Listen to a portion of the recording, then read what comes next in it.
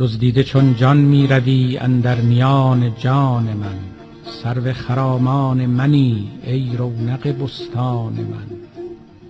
چون می روی بی من مرو ای جان جان، بی تن مرو وز چشم من بیرون مشو ای شعله تابان من. هفت آسمان را بردرم وز هفت دریا بگذرم، چون دلبرانه بنگری در جان سرگردان من. تا آمدی اندر برم شد کفر و ایمان چاکرم، ای دیدن تو دین من وی روی تو ایمان من.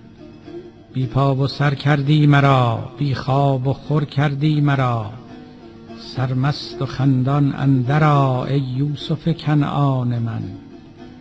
از لطف تو چون جان شدم وز خویشتن پنهان شدم، ای هست تو پنهان شده در هستی پنهان من.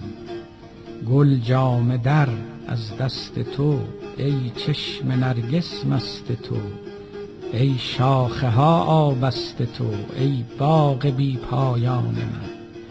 یک لحظه داغم می کشی، یک دم به باغم می کشی، پیش چراغم می کشی تا وا شود چشمان من. ای جان پیش از جانها وی کان پیش از کانها، ای آن پیش از آنها ای آن من ای آن من. منزلگه ما خاک نی، گر تن بریزد باک نی، اندیشه ام افلاک نی ای وصل تو کیوان من. مر اهل کشتی را لحد در بحر باشد تا ابد، در آب حیوان مرگ کو ای بحر من امان من.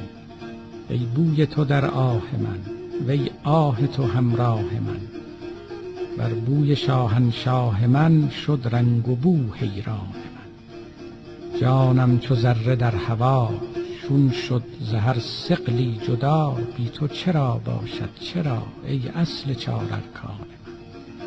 ای شه صلاح الدین من، ره دان من، ره بین من، ای فارغ از تمکین من، ای برتر از امکان من.